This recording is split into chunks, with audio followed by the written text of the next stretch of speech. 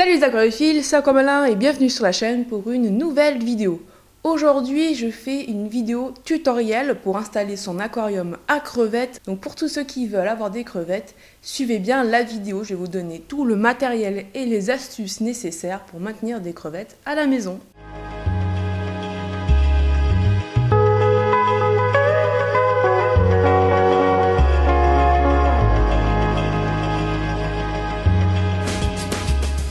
Il existe énormément d'espèces de crevettes en eau douce, en eau froide ou en eau tropicale. Nous, actuellement, on va parler d'eau douce et chaque espèce peut convenir à ton niveau. Depuis quelques années, les crevettes ont fait un grand boom en aquariophilie, donc vous les retrouvez beaucoup en nano-aquarium et elles sont accessibles à tous au niveau du budget. Vous pouvez très bien avoir un petit aquarium à la maison comme un plus grand, ça c'est vous qui choisissez, mais si vous avez un petit budget, il est totalement facile d'avoir des crevettes à la maison dans un petit aquarium. Pour cela, il vous faudra un aquarium, disons de 15 à 20 litres. Voilà, si vraiment vous voulez un petit volume. Après, vous pouvez passer sur des plus gros volumes si vous êtes intéressé par des espèces qui ont besoin de beaucoup plus d'espace.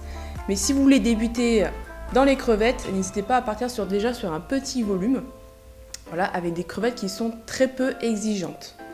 Alors, il faudra un aquarium de 15-20 litres avec au moins une pompe. Donc vous avez la pompe par exemple avec la canne de rejet qui est pas mal. La canne de rejet permet d'avoir un flux qui soit moins fort, un débit moins fort pour les crevettes. Parce que même si elles aiment le courant, il ne faut pas non plus que l'eau soit en permanence en circulation, que le débit soit trop fort parce qu'elles ne vont pas trop aimer ça. Donc une petite pompe avec une canne de rejet c'est pas mal. Si jamais vous n'avez pas de canne, vous pouvez en fabriquer une ou en acheter une. C'est très facile à faire. Ensuite, il vous faudra un chauffage parce que les crevettes d'eau douce ont besoin d'eau chaude. Entre 24 et 27 degrés, voilà, il faudra un chauffage qui soit adapté. Vous en avez qui ont un petit bouton donc pour régler en fait la température et d'autres qui sont réglés à 26 degrés. Ensuite, il vous faudra de la lumière. Donc ça peut être des néons, des HQI ou des LED. Moi, j'aurai pour ma part des LED. C'est quand même plus économique. Et puis, bon, sur mon aquarium, elles ne vont pas être très puissantes, mais ça va être largement suffisant parce que je ne vais pas faire un bac planté non plus. Et ça sera pour de l'élevage. Donc, en général, la lumière, elle est fournie dans l'aquarium, notamment si vous l'achetez neuf. Après, si vous l'avez d'occasion, elle peut être fournie aussi. Mais il faut bien vérifier que le néon, particulièrement, soit toujours utilisable parce qu'il a une durée de vie. Il faut savoir que un néon, il faut le changer 2 fois par an parce que le spectre lumineux se dégrade au fil du temps. Je vais rapidement revenir sur les pompes. Vous savez que si vous avez une pompe, vous avez forcément un compartiment de masse de filtration et très généralement dans le commerce, on vend dans ces compartiments à filtration de la mousse, qu'elle soit noire ou bleue, peu importe. Mais c'est une mousse avec des alvéoles assez grossières. Ce que je vous recommande, et notamment pour des crevettes, c'est de garder une partie de cette mousse, mais aussi de rajouter de la ouate, ça fait un peu comme du coton, et également un support à bactéries, ça peut être par exemple des billes de céramique. Ça c'est pas mal parce que chaque masse filtrante va jouer son rôle. Par exemple, la mousse noire va récupérer vraiment les gros sédiments, la blanche les petites particules, et les billes de céramique, elles vont servir de support en fait pour les bactéries. Donc si vous avez ce genre de pompe avec un compartiment à filtration, pour les crevettes, c'est pas mal aussi de rajouter une petite sécurité. Si vous avez des crevettes, vous aurez probablement de la reproduction, donc des petites crevettes qu'on appelle les zoées.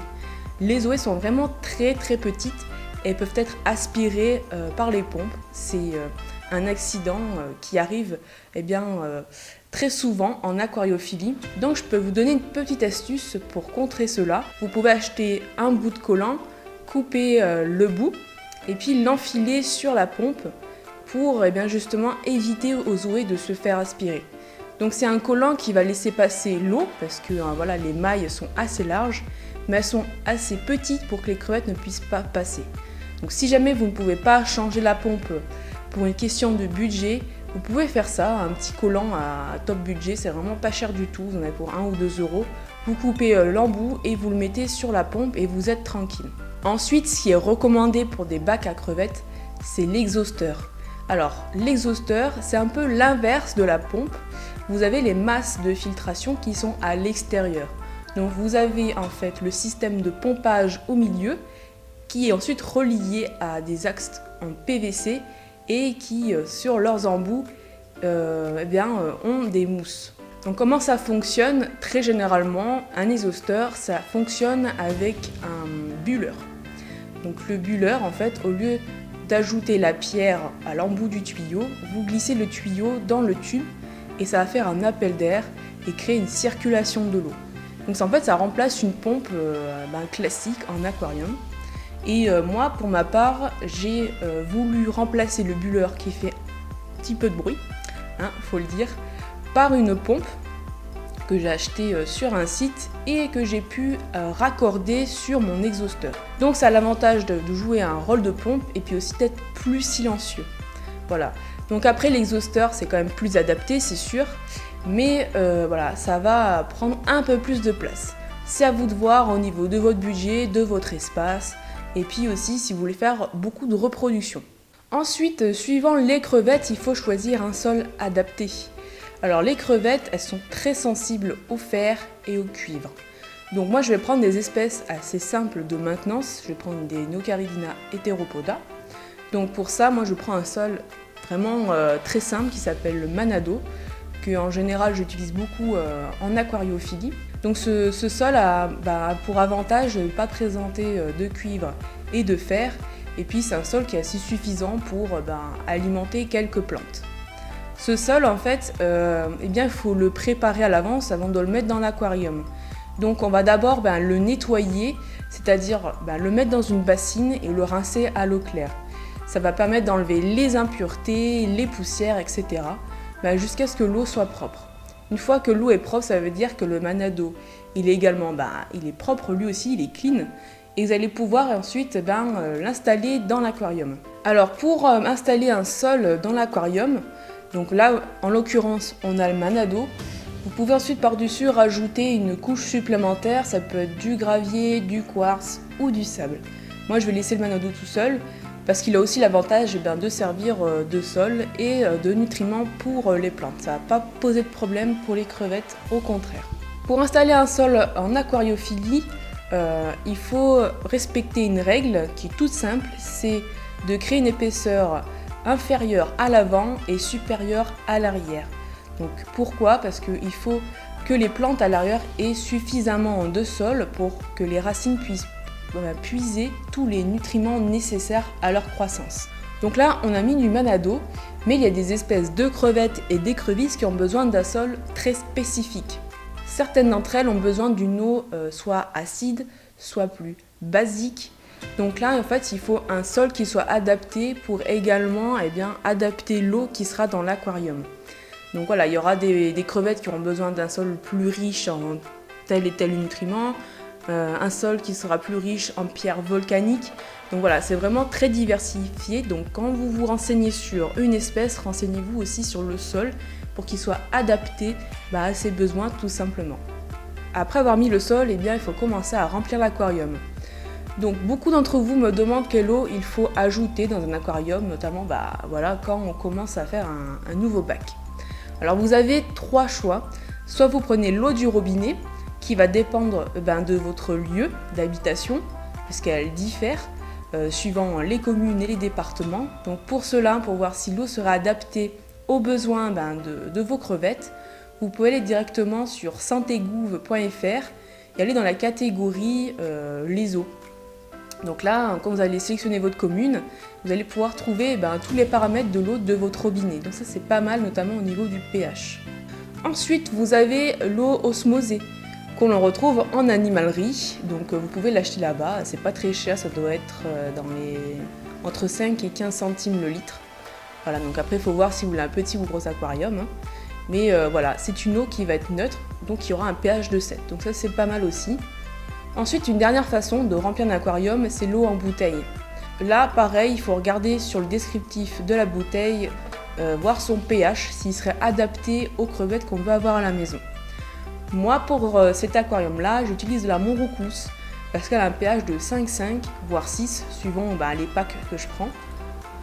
Et ça a l'avantage en fait déjà adapter mon pH dans l'aquarium.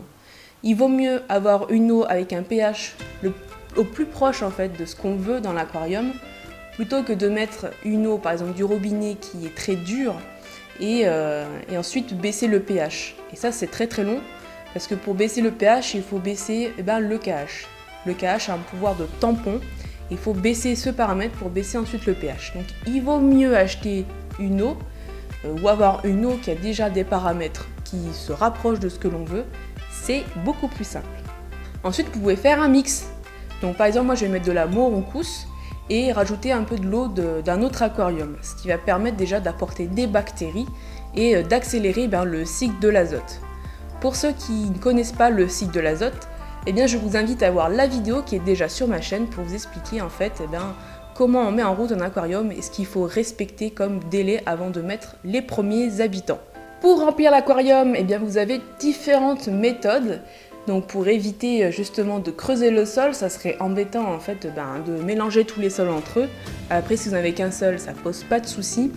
Mais vous pouvez utiliser un bol ou une assiette creuse, un récipient creux en fait. Comme ça quand vous mettrez l'eau, le jet va permettre de s'éparpiller dans le récipient et pas directement creuser le sol. Vous avez ensuite les assiettes ou encore le sac plastique. Donc le sac plastique, il faut en mettre beaucoup. En fait, il faut faire une masse de sacs dans l'aquarium et quand vous allez verser, le jet va se répandre dans tous les sacs et remplir tranquillement l'aquarium sans creuser le sol et puis tout retourner le décor et les plantes. Justement, on parle de plantes. Alors les plantes, on peut les mettre pendant qu'on remplit. Vous pouvez remplir à un quart et commencer à mettre les plantes. Ça permet aussi d'éviter de les casser parce que c'est quand même fragile quand elles sont en dehors de l'eau. Donc là, vous pouvez commencer à les mettre quand vous remplissez l'aquarium petit à petit. Ou alors vous le mettez à la fin, mais faites attention de ne pas en mettre de partout si ça déborde. Alors dans mon cas, ce sont des boutures, parce que pour certaines espèces de plantes, on peut se permettre de couper l'extrémité d'une plante mère et de la replanter.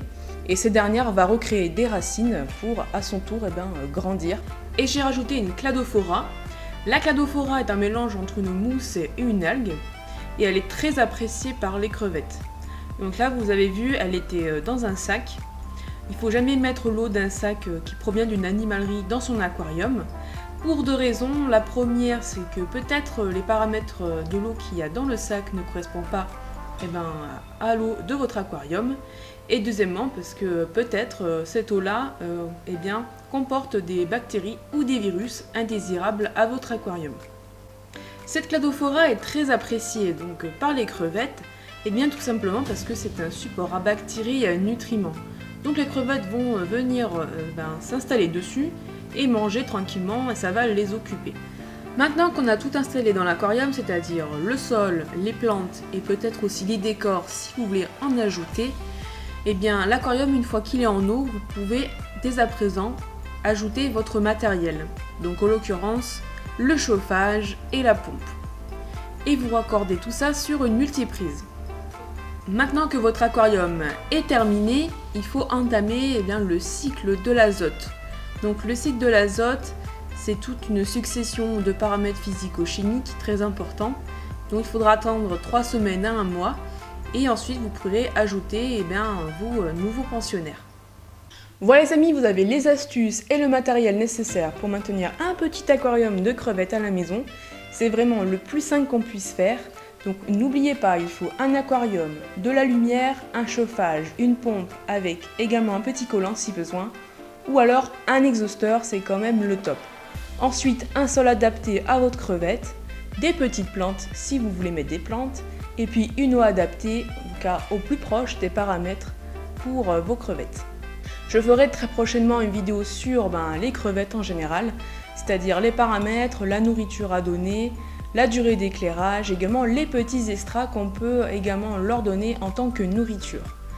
Si vous avez des questions, n'hésitez pas à commenter sous la vidéo, à mettre un petit pouce bleu, à vous abonner si ce n'est pas déjà fait, à rejoindre la page Facebook et Instagram. Et on se retrouve très rapidement pour une prochaine vidéo sur la chaîne Aquamalin. Des très gros bisous, ciao ciao!